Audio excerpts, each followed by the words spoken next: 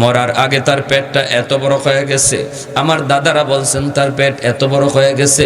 তখন সিলেটের খালিক ডাক্তার সাহেব জীবিত, মুরব্বীরা নাম শুনছেন না, নিরাময় পলিক্লিনিকের মালিক, ওনার হাসপাতালে নিয়ে যাওয়া হলো।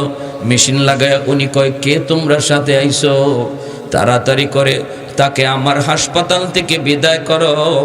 আমার মেশিনে তার পেটে এমন এক সাপ ধরা পড়েছে, আমি জীবনে এমন সাপ দেখি নাই। ইন্ডিয়ার মাদ্রাজ নিয়ে যাওয়া হয়েছে, মাদ্রাজ। ওইখানে ডাক্তারও কয় আমাদের দ্বারা সম্ভব নয়, পেটের সাপ লইয়াই তার মরণ হয়েছে। কবরও তারে পেটে সাপ নিয়ে কবরে রাখা হয়েছে। এর যুবকের জন্য বলি, কার জন্য কি করতেছো, কার জন্য কি করতেছো? মাত্র অল্প কাটা টাকার লোভে পইরা যেই মানুষটা ঘরের ভিতরে হারাম টাকা ঢুকাইল, এই হারাম টাকা দ্বারা এক বল ভাত হইল, এরকম ভাবে এক বল দুই বল ভাত হইল। এই ভাতটা সব একা সে খাবে না, খাইবে সে 1 প্লেট 2 প্লেট, আরো 10 প্লেট খাইব তার মা বাবা ভাই বোন আত্মীয় স্বজন। কিন্তু কিয়ামতের ময়দানে আল্লাহ পাক পুরাটা ভাতের হিসাব তার কাছ থেকে একা নিব। তুমি দিবা, খাইছে 10 জন, হিসাব দিবে একজন, খাইছে 10 জন, হিসাব দিবে একজন। হারাম টাকা দিয়ে যে ঘর বানাইলো, থাকবো 10 জন, হিসাব দিব একজন। এটা জানার পরেও যে সুদ খায়, বলুন সে বুদ্ধিমান না বোকা? আরো জোরে কোন বুদ্ধিমান না বোকা? এজন্য বলি যুবক,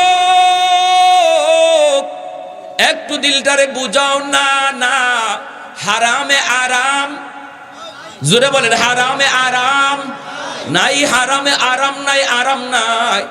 এই হারাম টাকা দিয়া সন্তান লালন পালন করবা, এই সন্তানই তোমাকে সবার আগে ঘর থেকে বের করবে। হারাম টাকা দিয়া ঘর বানাইবা, এই সন্তানই সবার আগে তুমি বাবার খানা বন্ধ করবে। হারাম টাকা দিয়া সন্তানরে খাওয়াইবা, এই খানা তোমার সবার আগে সন্তানে বন্ধ করব। হারাম টাকা দিয়া ঘর বানাইছো, এই সন্তানই তোমাকে এই ঘর থেকে বের করবে। এই ঘরের ভিতরে আরাম নাই, এই খানার মধ্যে আরাম নাই। এজন্য আল্লাহর দোহাই, আল্লাহর দোহাই, ব্যবসা করো, ব্যবসা করা আমার মায়ের নবীর বহুত বড় সুন্নত। অল্প কামাই হোক, আল্লাহ এর ভিতরে বরকত দিবে।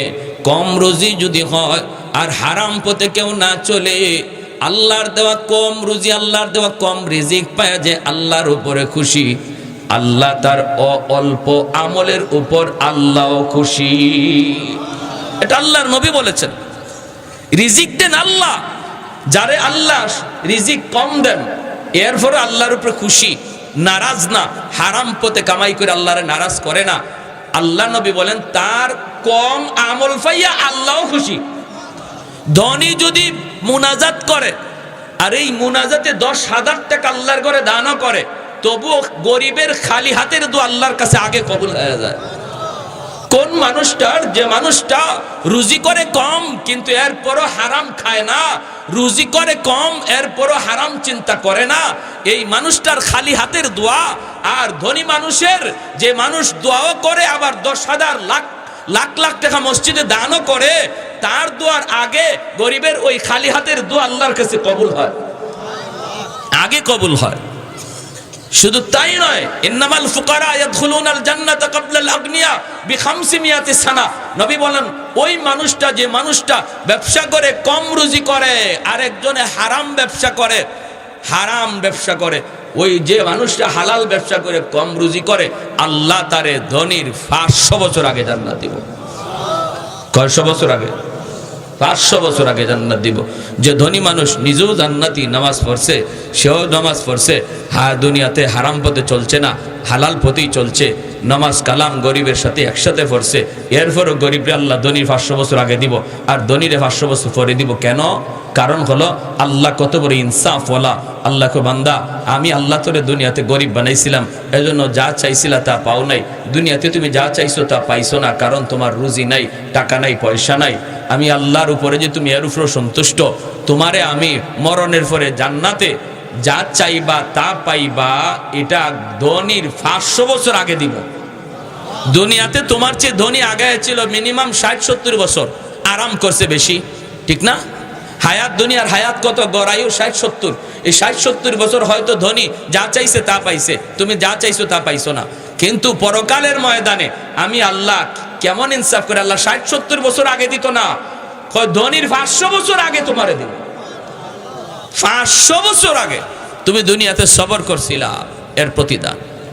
এজন্য আল্লাহ বলছে, যুবক যদি যৌবনে আমি আল্লাহরে ডরাও, তোমার ওই ডরের দিকে তাকাইয়াই তুমি যে আমারে ডরাইয়া গুনাহ থেকে বাঁচো, এই খেয়াল কইরেই আমি আল্লাহ এই জগৎ টিকায় রাখছি। জোরে কর সুবহানাল্লাহ। যদি 4 শ্রেণী জমিনে না থাকতো, লা জাআলতুস সামাআ হাদিদা, আল্লাহ বলেন আসমানকে আমি আল্লাহ লোহা বানায় দিতাম। ওয়াল আরদা খাফসাফা ওয়াত তুরাবা রামাদা, জমিনকে আমি তামা বানায় দিতাম, তামা। ওয়ামা আনজালতু মিনাস সামাই কাতরা, আল্লাহ বলেন এক ফোঁটা রহমতের বৃষ্টি জমিনে নাজিল হতে দিতাম না। ওয়ামা আমবাততু মিনাল আরদি নাবাতা, একটা শস্যের দানাও আমি জমিনে উঠতে দিতাম না। বাল আনজালতু আলাইকুমুল আযাবা সাব্বা, পর শুধু জমিনে গজব আর গজব নামতো, শুধুমাত্র এই 4 শ্রেণীর কারণে। এজন্য বলি যুবক, তোমার পায়ে ধরে বলি, হাত ধরে বলি, যুবক একটু খেয়াল করো, নিজের একটু বুঝাও। তোমার যে সময়টা তুমি পার করতেছো, এই সময়টাতে আল্লাহর ওলি হওয়ার টাইম যাইতেছে, তোমার এই সময়টাতে আল্লাহরে খুশি করার টাইম যাইতেছে।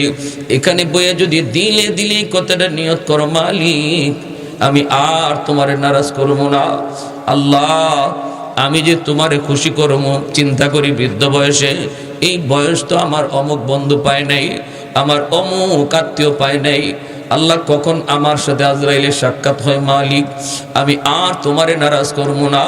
এই কথাটা এমপির হাত ধরে বলতে হবে না, চেয়ারম্যানের কাছে যাও বলতে হবে না, মসজিদের ইমামের কাছে যাও বলতে হবে না। এখানে বৈশা দিলে দিলে যদি এই কথাটা কো, আল্লাহ যা করেছি ভুল করেছি আর করবো না, মালিক আল্লাহ তোমার দিলের কথাটা শুই না। মুহূর্তের ভিতরে তোমার নাম বসার আগে ছিল গুনাহগারের খাতায়, দিলে দিলে তওবার নিয়ত করা মাত্রই আল্লাহ উঠায়া দেব ওলির খাতা। তওবার নিয়ত করা মাত্রই নাম উঠে যায় আল্লাহর ওলির খাতায়। কেন? কারণ তওবাকারীর তওবার কারণে আল্লাহ পাক তার গুনাহগুলি মাফ করে। শুধু তা না, যেই পরিমাণ গুনাহ আছে পিছনে, ওই পরিমাণ গুনারে আল্লাহ নেকি বানায় দেয়। গুনাহ নেকি হয়ে যায়। গুনাহ কি হয়ে যায়? জোরে কম। গুনাহ নেকি হয়ে যায়, গুনাহ নেকি। এজন্য রে ভাই, মুসা আলাইহিস সালাম তিনি আল্লাহর কাছে আবদার করছিলেন, মালিক মুসা নবী ইনি তো কালিমুল্লাহ, আল্লাহর সাথে বহুবার কথা বলছেন। মাঝে মাঝে আল্লাহরে এমন প্রশ্ন করতেন যে আল্লাহ নিজেও অবাক হয়ে যেতেন। মুসা নবী একদিন আল্লাহরে কয়, আল্লাহ আমি যদি খুদা হইতাম, তুমি যদি বন্দা হইতা। ওইসিনি প্রশ্নটা, বুঝছেন কথা? আল্লাহ আমি যদি খুদা হইতাম, তুমি যদি বন্দা হইতা। আল্লাহ কইটি কিতা কইছে? হুশ আসেনি? বলে হুশ আছে। আল্লাহ এরপরে কথাটা হলো, এরপরে হইল যে আমি যদি খুদা হইতাম, তুমি যদি বন্দা হইতা, আমার কাছে কি চাইতা?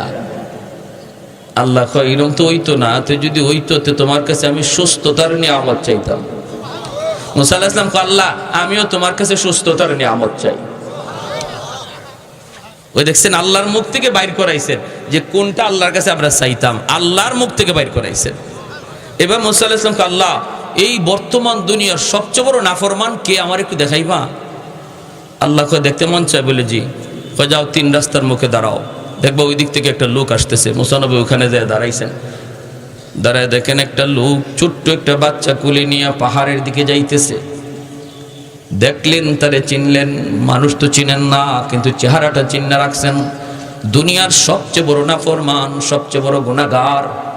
বিকাল বেলায় আল্লাহ রেখো, আল্লাহ নাফরমান তো দেখছি, এখন দুনিয়ার সবচেয়ে বড় ওলিকে আমার একটু দেখাইবানি। আল্লাহ কয় যেখানে সকালে দাঁড়াইছো ওখানে এখনো যায় দাঁড়াও, দেখবা ওই দিক থেকে আসতেছে একটা লোক, এই লোকটাই জগতের সবচেয়ে বড় ওলি। মুসা আলাইহিস সালাম তিনি ওই জায়গায় দাঁড়ালেন। দাঁড়ায় তিনি অপেক্ষায় রইছেন। তাকায় দেখেন সকালবেলা যেই মানুষটা দুনিয়ার সবচেয়ে বড় নাফরমান হয়ে গেল, এই মানুষটাই বিকালে দুনিয়ার সবচেয়ে বড় ওলি হইয়া ফিরতেছে। মুসা নবী কই মালিক কিছুই তো বুঝলাম না গো আল্লাহ, কেমনে কি হইল একটু বুঝাও।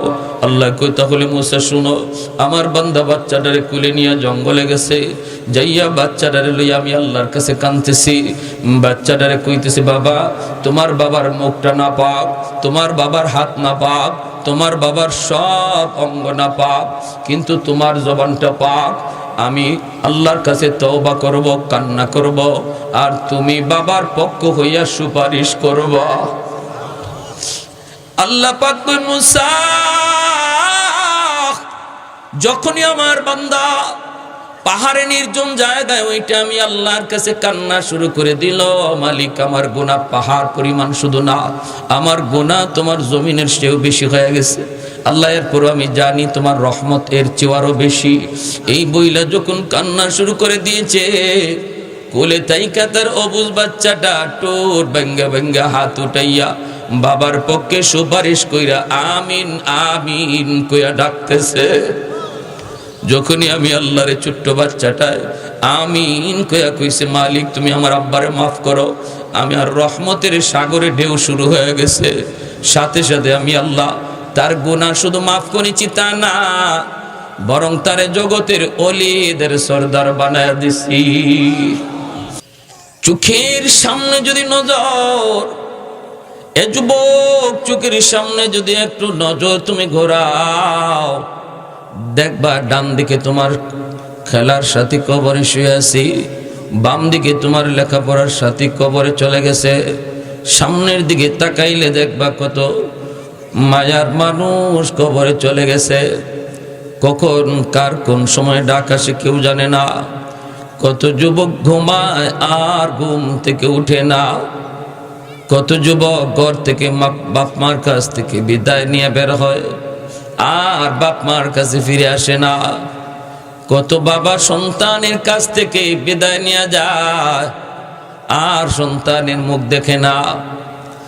এজন্যই আল্লাহর নবী রহমতের নবী বলেন রে যুবক, যৌবনে ইবাদত করো আর হাসরের মাঠে আল্লাহর আরশের ছায়ার মেহমান হও। সুবহানাল্লাহ। সাবাতুন ইউযিল্লুহুমুল্লাহু ফি যিল্লিহি ইয়াওমা লা যিল্লা ইল্লা যিল্লুহু, ইমামুন আদিল ওয়া রাজুলুন শাবুন নাশাআ ফি ইবাদাতি রাব্বিহি।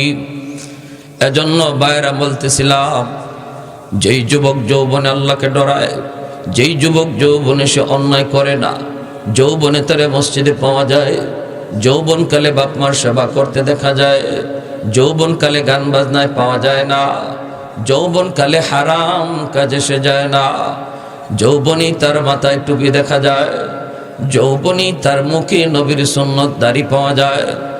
এই যুবক যখন বৃদ্ধ হয়ে যায়, গায়ে তার শক্তি থাকে না। যৌবনে তার মসজিদে পাওয়া যায়, তো বৃদ্ধ বয়সে মসজিদে যেতে পারে না, কারণ গায়ে শক্তি নাই, কোমরে তার জোর নাই, হাঁটুতে তার ব্যথা, বের হলে পরে পরে যাওয়ার ভয়, ঘরের ভিতরে যে নামাজ আদায় করে নাই, কলিজার ভিতরে ব্যথা, হায়রে অসুস্থতার কারণে মসজিদে যেতে পারলাম না।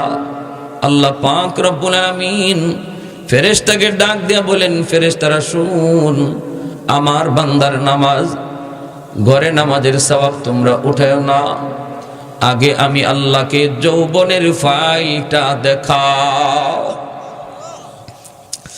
আল্লাহ পাক বলবে যৌবনের ফাইলটা তার দেখাও। যৌবনের ফাইল আল্লাহ পাক উল্টায় কইব, ওই যে দেখো আমার বান্দার গায়ে শক্তি থাকা পর্যন্ত সে মসজিদে নামাজ আদায় করত। আজও যদি তার গায়ে শক্তি থাকতো, আজও যদি আমি আল্লাহ তার গায়ে শক্তি রেখে দিতাম, সে নিজে নিজে বৃদ্ধ হয় নাই, সে নিজে নিজে বৃদ্ধ হয় নাই, শক্তি হারায় নাই। আমি আল্লাহ তারে বৃদ্ধ বানাইছি, আমি তার গায়ের শক্তি কেড়ে নিয়েছি। যদি আজও আমি তারে সেই শক্তি দিয়া রাখতাম, আজও সে মসজিদে জামাতে গিয়া নামাজ পড়তো। অতএব আমার বান্দা যদিও ঘরে নামাজ আদায় করে, তবুও তার আমল নামায় মসজিদে জামাতের সওয়াব লিখে দাও। ইল্লাল্লাযীনা আমানু ওয়া আমিলুস সালিহাত ফালাহুম আজরুন গায়রু মামনুন। পবিত্র কোরআনুল কারীমের সূরা ৩ এর ভিতরে আল্লাহ পাক 4টা কসম খেয়ে তিনি বলছেন, হে মানুষ, গায়ে যতদিন শক্তি থাকবে ততদিন যদি আল্লাহরে ডাকো, বৃদ্ধ বয়সে আল্লাহ পাক তোমার যত নেক আমল যৌবনে ছিল দাইমি, সমস্ত দাইমি নেক আমল আল্লাহ বৃদ্ধ বয়সে আমল নামায় জারি রেখে দিবে, জারি। যৌবনে তুমি তাহাজ্জুদের নামাজ পড়তা, এখন তুমি বৃদ্ধ হয়ে গেছো, তাহাজ্জুদ পড়তে পারো না, ঘুমায়া রইছো। আল্লাহ পাক বলবে, যদিও আমার বান্দা ঘুমায়া রইছে, তবুও তার আমল নামায় যৌবনের তাহাজ্জুদের সওয়াব লিখে দাও। কোরআন তেলাওয়াত করতা তুমি যৌবনে, কোরআন তেলাওয়াত করতা, গায়ে শক্তি ছিল, চোখে পাওয়ার ছিল। এখন কোরআন তেলাওয়াত করতে তুমি পারো না, কারণ চোখে পাওয়ার নাই। আল্লাহর কোরআন তুমি দেখতে পারো না। কোরআনের হরফগুলি দৌড়ে রব্বুল আলামিন বলবে, ফেরেশতারা শোনো, আমার বান্দার গায়ে চোখে যতদিন পাওয়ার ছিল ততদিন সে প্রতিদিন 1 পাতা 2 পাতা কোরআন পড়তো, এখন তার চোখে সেই পাওয়ার নাই। পাওয়ারটা নাই কেমনে? কয়, আমি আল্লাহ তো নিয়ে গেছি, আমি তো নিয়ে গেছি। সে নিজে নিজে সে অন্ধ হয় নাই, নিজে নিজে চোখের জ্যোতি হারায় নাই। অতএব তার আমার বান্দার যৌবনে যে 1 পৃষ্ঠা 2 পৃষ্ঠা কোরআন তেলাওয়াত করত, বৃদ্ধ বয়সে পারে না, তবুও তেলাওয়াতের সওয়াব লিখে দাও। একটু জোরে কন্যা সুবহানাল্লাহ, আর একটু জোরে কোন সুবহানাল্লাহ। আহাদুল লাইসা কামিসলি সামাদুন লাইসা কাফাদলি লিমানিল মুলকু তুগোই তো সাজাওয়ার খুদাই তো খুদাওয়ান্দ ইয়ামি নি তো খুদাওয়ান্দ ইয়াসারি তো খুদাওয়ান্দ জমিনি তো খুদাওয়ান্দ সামাই তো রহিমি তো করিমি তো সামিঈ তো বসিরি তো মুইদ্দি তো মুযিল্লি তো মালিকিল আরশি বজাই বরি আজ খুরদন ও খুফতন বরি আজ তুহমতে মরদন বরি আজ বিমু উমিদি বরি আজ রঞ্জ বালাই। আল্লাহু আকবার। আল্লাহ পাক বলে, এই জমিনে যে পরিমাণ গুনাহ হয়, প্রতিদিন জমিন মানুষগুলিরে গিলে ফেলতে চায়। জমিন প্রতিদিন আল্লাহর কাছে আবদার করে ধ্বংস হওয়ার জন্য, মানুষগুলিরে গিলে ফেলার জন্য। দেখেন না, তুরস্ক সিরিয়ার জমিন 50,000-এর উপরে মানুষকে গিলে ফেলেছে। 5 তলা 10 তলা বিল্ডিং জমিন গিলে ফেলেছে মাত্র গত সপ্তাহ আগে। ভাইরা বন্ধুরা, আল্লাহ পাক রব্বুল আলামিন হাদিসে কুদসিতে আল্লাহ বলেন, এইভাবে প্রতিদিন জমিন আল্লাহর কাছে আবদার করে, আলা কুল্লা ইয়াউমিন ওয়াল আরদা ইয়াস্তাজিলু রাব্বাহু আবতালিউ ইবনা আদম ফি কারি। মালিক অনুমতি দাও, জালেম গুলিরে গিলে ফেলি। আমি জমিন আর কত গুনাহ দেখব, আমি জমিন আর কত গান বাজনার আওয়াজ শুনব, আমি জমিন আর কত সুৎখোরের পায়ের আওয়াজ শুনব। আমার উপর দিয়ে কেমন করে দেখো তোমার নাফরমান হাঁটে। আল্লাহ, আমি আর কত তার লোড নিব, আমাকে একটু অনুমতি দাও, আমি ওরে গিলে ফেলি, আমি ওরে গিলে ফেলি। কিন্তু আল্লাহ এরপরও কেন বাঁচায় রাখছে জানেননি?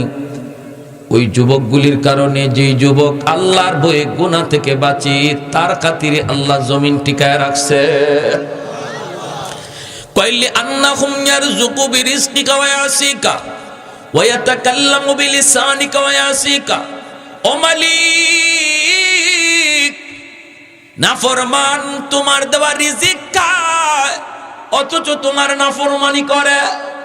তোমার দেওয়া জবান দিয়ে তোমার নাফরমানি করে, তোমার দেওয়া পা দিয়ে তোমার নাফরমানি করে। আসবিরু ইলা মাতা আসবিরু, আমি জমিন আর কত সহ্য করব, আল্লাহ বলেন ওয়াল বাহরা ইয়াস্তাজিলু রাব্বাহু, এমনি ভাবে সাগর মহাসাগরও আল্লাহর কাছে প্রতিনিয়ত আবদার করে। বঙ্গোপসাগরের পারে কক্সবাজার সমুদ্র সৈকত, কত যুবক কত নাফরমান সেখানে যাওয়া নাফরমানি করে। সাগরের পানিগুলো আল্লাহর কাছে প্রতিদিন এমন আবদার করে, মালিক আমি সাগর আর কত নাফরমানি দেখব, আমার পারে আইসে যে নাফরমানি করে গো মালিক, আর কত দেখবো, আর কত দেখবো, আর কত দেখবো, অনুমতি দাও আমি পানি না পাক জমিন পাক বানায় দেই, একদম ভাষায় সব পাক বানায় দেই। আল্লাহ বলেন ওয়াল মালাইকাতু ইয়াস্তাজিলু রাব্বাহু, ফেরেশতারও প্রতিনিয়ত এমন আবদার করে। কিন্তু আল্লাহ পাক কয়ে জমিন থাম। কেন আমি আল্লাহ এই জমিন ধ্বংস করি না জানোনি? কারণ এই মানুষ জাতিকে আমি আল্লাহ বড় আদর করে বানাইছি। আসমান আল্লাহ বানাইছেন কুন ফায়াকুন বইলা, জমিন আল্লাহ বানাইছেন কুন ফায়াকুন বইলা, ফেরেশতা আল্লাহ বানাইছেন কুন ফায়াকুন বইলা। কিন্তু আমারে আপনারে আল্লাহ পাক কুন ফায়াকুন বইলা বানায় নাই। আমারে আপনারে যখন আল্লাহ বানাইছে খালাকতু বিয়াদাইয়া, আল্লাহ বলে আমি আমার নিজের হাত দিয়া বান্দা বান্দিরে বানাইছি।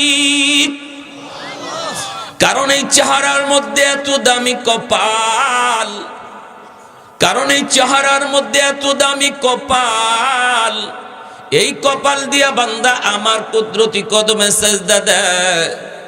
এই কপাল ফেরেশতাদের হাতে বানাইলে হয় না, এই কপাল কুন ফায়াকুন বললে হয় না। এজন্য আমি আল্লাহ নিজের হাতে বানাইছি।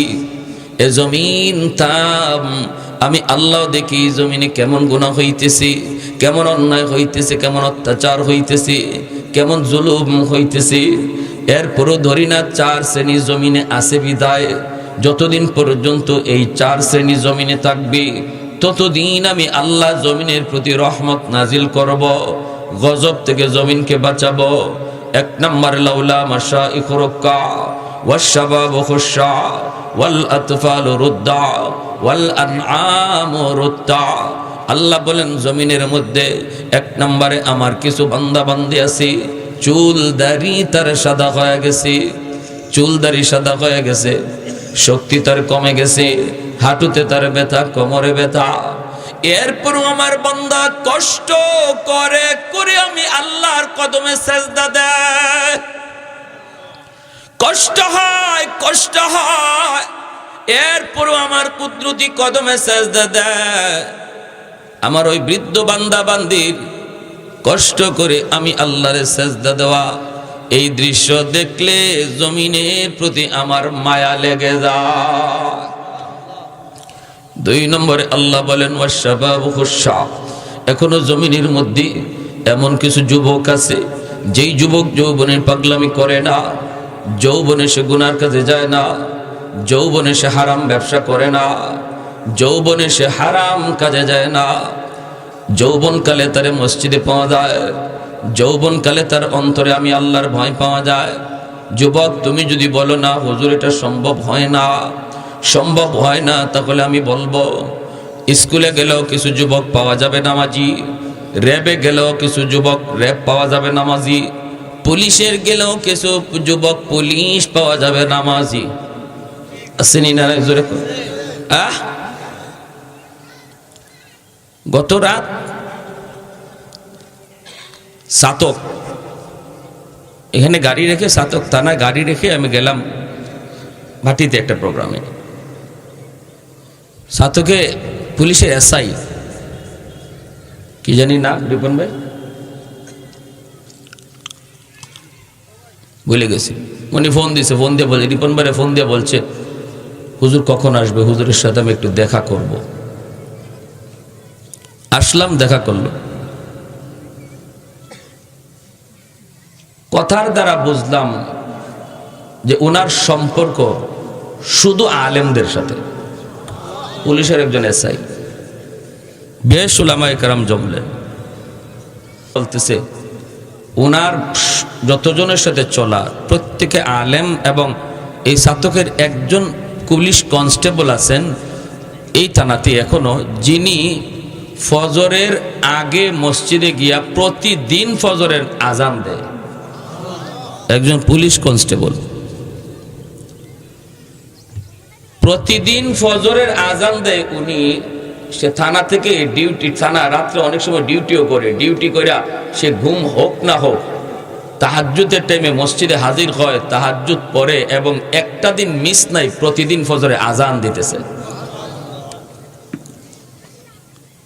তোমার মতো একজন যুবক যদি বলো পারি না, তাহলে আমাকে জবাব দাও সে পারে কেমনে? পারি না এমন কাজকেই বলে যেটা কেউ পারে না। একজনেও যদি পারে তাহলে বোঝা গেল সম্ভব, ঠিক কিনা জোরে বলে। আর আল্লাহ মানুষের উপরে এমন কোন বিধান দেয় না যেটা মানুষের পক্ষে করা সম্ভব না। লা ইউকাল্লিফুল্লাহু নাফসান ইল্লা উসাহা, এমন কোন কাজই আল্লাহ করেন না।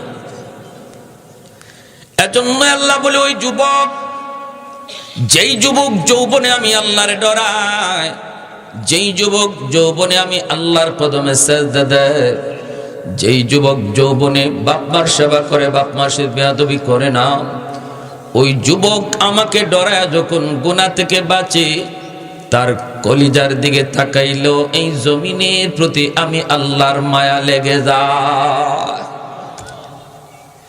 3 নম্বরে আল্লাহ পাক বলেন, ঘরে ঘরে কিছু শিশু বাচ্চা আছে, ওই শিশু বাচ্চাগুলির উপরে কোনো ধরনের কোনো শরীয়তের বিধিবিধান নাই।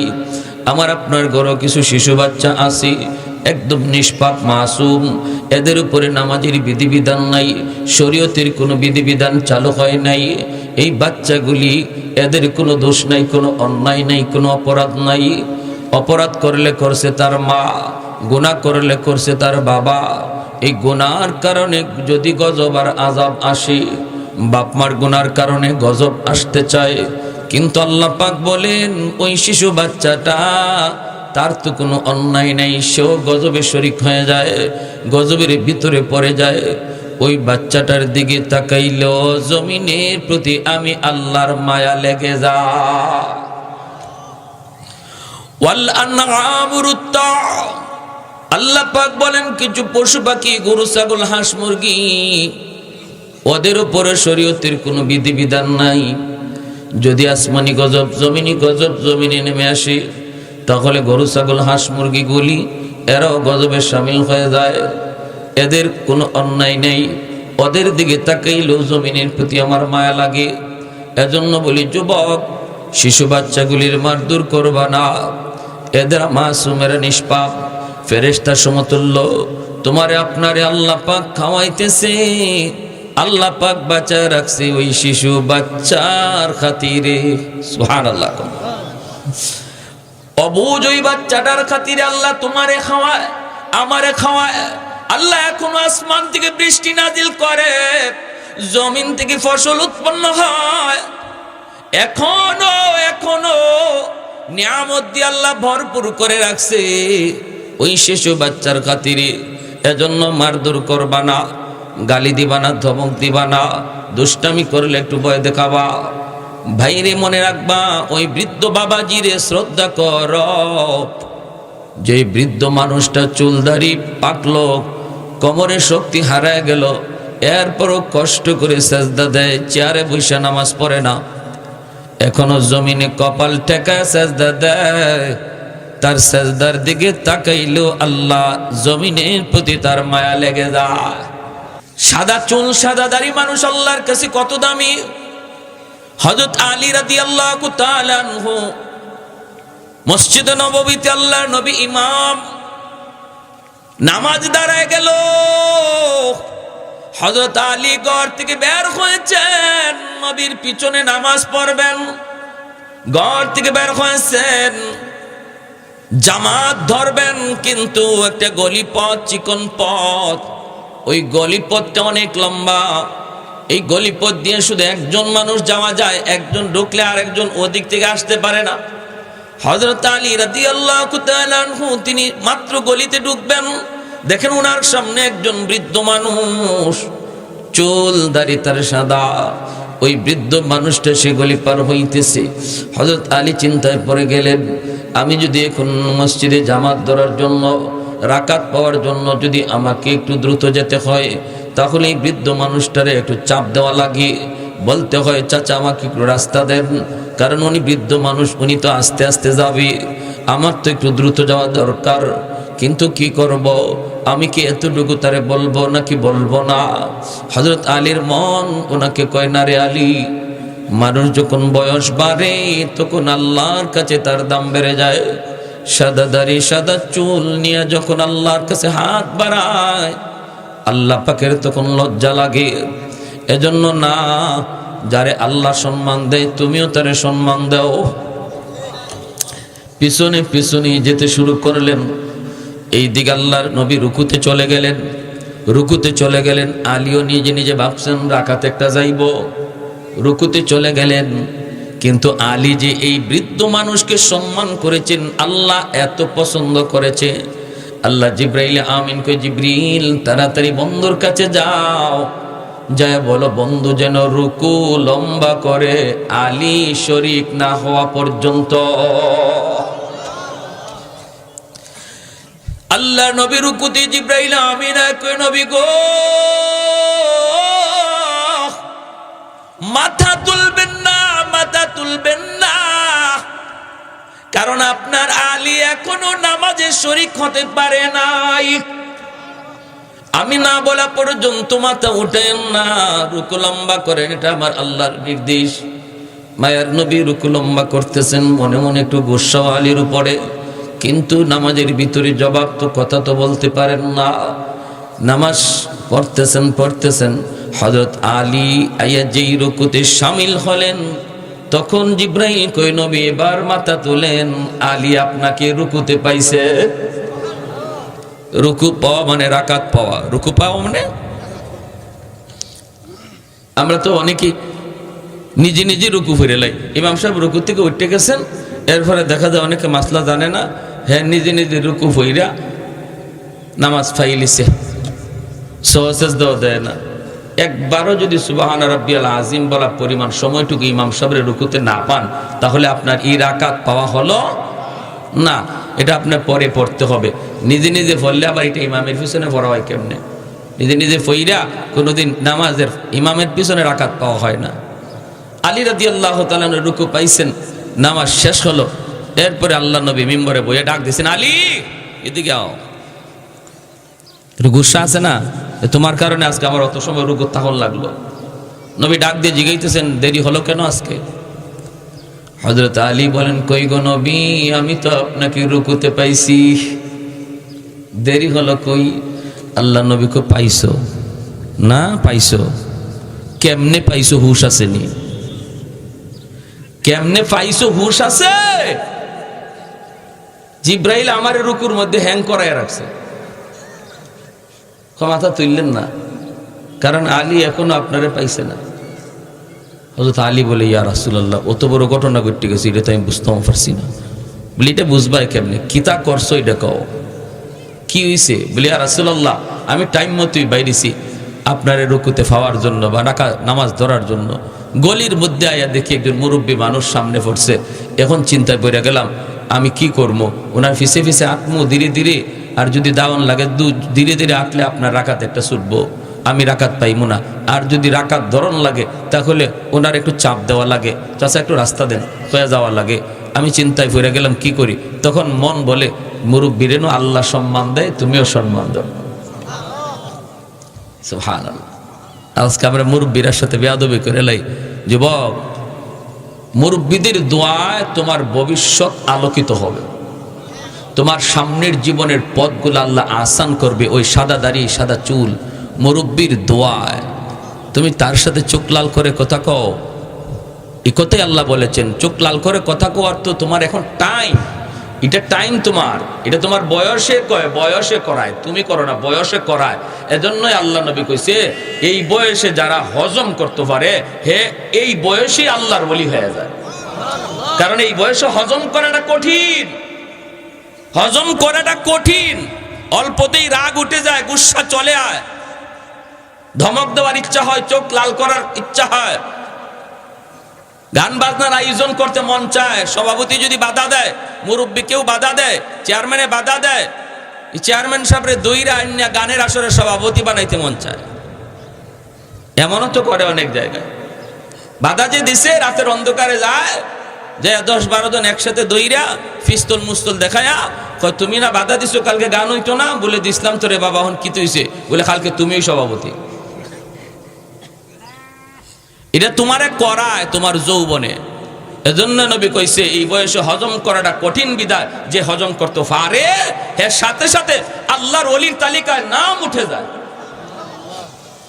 নাম উঠে যায়। কচকচে টাকা আর শক্তি যার আছে সে ওই সুদের ব্যবসা করার চিন্তা করে। সুদ খাওয়া হালাল না হারাম? আওয়াজ আসতে কেন? আরো আসতে কোন? সুদ খাওয়া হালাল না হারাম? খালি হারাম। সুদকুর সুদ খাওয়া হারাম জানার পরেও যদি সুদ খায়, তাহলে আল্লাহর কোরআন বলে সে চিরস্থায়ী জাহান্নামী হয়ে যাবে। জাহান্নাম থেকে আর উঠবার সুযোগ নেই। এত কঠিন হারাম সুদ খাওয়া। আল্লাহর নবী দেখছেন মেরাজের রজনীতে জাহান্নামে সুদখোর একদল মানুষের বুতুনহুম কাল বুয়ুত ফিহাল হাইয়া তুরা মিন খারিজ বুতুনহিম, পেট ভরা সাপ কিলবিল করতেছে, নাক দিয়া মুখ দিয়া ছিদ্র দিয়া কানের ছিদ্র দিয়া সাপ বেরিতেছে। জিব্রাইল আমিনকে বলেন, ভাই জিব্রাইল মান হা উলাই? জিব্রাইল আমিন বলে, হা উলাই আকালাতুর রিবা। নবী গো, এরা আপনার উম্মতের ওই সমস্ত মানুষ যারা সুদ খাইতো। সুদ খায় কেডা? যে সুদের টেকা দেয় এ খালি সুদখোর না, যে সুদের টেকা আনে হেও সুদখোর। লানা রাসূলুল্লাহ সাল্লাল্লাহু আলাইহি ওয়াসাল্লাম আকিলার রিবা ওয়া মুকিলাহু ওয়া কাতিবাহু ওয়া শাহিদাইহি। যে সাক্ষী থাকে এও সুদখোর, যে লেখে এও সুদখোর। তাহলে সুদখোর কয়জন হইল? 4 জন। যে দিল, যে আনলো, যে সাক্ষী থাকলো, যে লেখলো। এজন্য সুদের লেনদেনের কথাবার্তা হইতেছে, এটা যদি আপনি শুনেন আর এখানে থাকেন, দৌড় দিয়া বাইরিবেন, আস্তে আস্তে না, দৌড় দিয়া বের হইবেন, যেন এখানে আগুন লাগছে এভাবে বের হইবেন, নাইলে আপনিও সাক্ষীর খাতারে পড়ে যাইবেন। যদি বুঝেন যে এখানে সুদের আলোচনা হইতেছে, 10,000-এ 15,000, 20,000-এ 25,000 আসেনি না নাই? এখন আর ধনী করে না, এখন গরিবেও লাগায়। গরিবের ঘরেও এখন সুদ ঢুকে গেছে। বেটাইনতে খালি খায় না, বেটিনতেও লাগায়। 5,000 আইলেই কয় লাগাইলা, 10,000 টাকা তো আইলেই কয় লাগা। আর এর দ্বারা কি হইতেছে? এখন ঘরের ভিতরে গজব, রহমতের দরজা বন্ধ হইয়া গজবের দরজা খোলা, রহমতের দরজা বন্ধ। ঘরে অশান্তির শেষ নাই, স্বামী স্ত্রীর মধ্যে মিল নাই, বাপ বেটায় মিল নাই, ভাই ভাইয়ে মিল নাই, খালি দ্বন্দ্ব আর দ্বন্দ্ব, খালি আগুন আর আগুন। সর্বদিক দিয়ে হুজুরে ফানি ফরা যায় কই? ঘরে অশান্তি দূর হয় না। ঘরে অশান্তি দূর হইব কেমনে? হুজুরে যে ফানি ফরা দেয়, এই ফানি ফরা আল্লাহর কোরআন পড়ে ফু দেয়। কোরআন তো গজবের দরজা দেয়, ঢুকে না, রহমতের দরজা খুঁজে গিয়া দেখে আপনার ঘরে রহমতের দরজা বন্ধ। কোরআন তেলাওয়াত হয় না মাসে একবার, কিন্তু সুদের টাকা ঢুকতেছে মাসের মাস, সুদের টাকা ঢুকতেছে। তোমার ঘরে কোরআন তেলাওয়াত হয় না দিনও একবার, কিন্তু প্রতিদিন টাইম মতো টেলিভিশন চলতেছে, মোবাইলে নাচ গান বাজতেছে। মুসলমানের রহমতের দরজা বন্ধ হয়ে গেছে, গজবের দরজা খোলা। এজন্য এখনকার হুজুররা ফানি ফরা আর তাবিজ ফরা দিলে কাম হয় না, কারণ ঘরে গিয়া দেখে আপনার ঘরের দোয়ার খোলা নাই, রহমতের দরজা লাগাইল আর গজবের দরজা বন্ধ। আগের যুগের হুজুরদের ফুতে কাম হইতো, এখনের যুগের হুজুরদের যে কি হইল? আগের যুগের হুজুরদের ফুতে কাম হইতো, কারণ মুসলমানের ঘরে রহমতের দরজা আগে খোলা আসিল। ফজরের পরে কোরআন তেলাওয়াতের আওয়াজ প্রতিটা ঘর থেকে শোনা যাইত।